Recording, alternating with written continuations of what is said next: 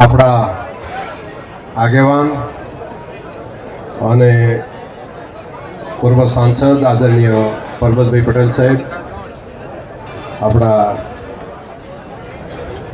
અહીંના રજપૂત સમાજના પણ આગેવાન, ભારતીય જનતા પાર્ટીના આગેવાન માન્ય શ્રી ડીડીભાઈ,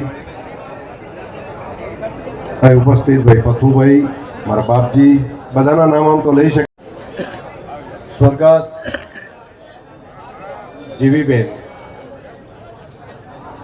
એમના દેહ અવસાન નિમિત્તે તેમના પુત્રો માન્ય કરશનભાઈ અને પ્રકાશભાઈ, બંને ભાઈ અને સમગ્ર પરિવાર, એમણે રૂડો ભંડારો આજે તો કર્યો છે. એવું આમ સંતોના બધાના દર્શન કરીને મિની કુંભ જ કહેવાય.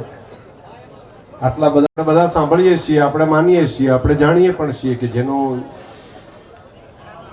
જન્મ છે એનું મૃત્યુ પણ નિશ્ચિત છે. એમાંથી કોઈ પર નથી હોતું.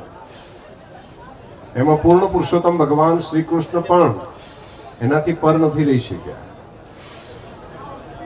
તો પછી જીવન તો થોડા દિવસ માટે હોય છે, પરંતુ સજાગતા આપણી ઓછી હોય છે. એટલે ફરી જેવા વાતાવરણમાં રહીએ એવા બની જઈએ છીએ. કોઈ જગ્યાએ શમશાનમાં જઈએ તો એકદમ વૈરાગ્ય આપણને લાગી જાય અને શમશાન વૈરાગ કહીએ છીએ, પરંતુ બહાર નીકળીએ એટલે નાઈ લીધું વળી પછી લાગે કે ના ના આપણે તો કંઈ થવાનું નથી. પરંતુ ત્યાં હોઈએ ત્યારે તો આપણા મનમાં એમ થઈ જાય કે ઓહો આપણે પણ જવાનું છે. પરંતુ દરેક ક્ષણ માણસને એવું લાગે કે નહીં આપણે પણ જવાનું જ છે, એવું જો નક્કી થઈ જાય તો માણસ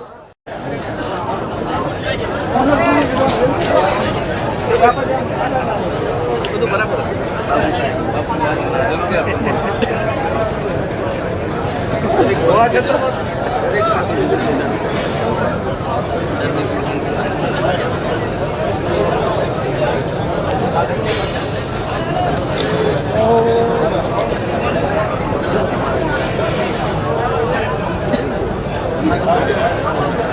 આપણે જે આપણી વચ્ચે ગુજરાત વિધાનસભાના અધ્યક્ષ મહોદય શ્રી શંકરભાઈ ચૌધરી સાહેબ, તેઓ પણ આપણી સાથે થોડો સંવાદ કરશે, આ વિસ્તારની માહિતી આપણને આપશે.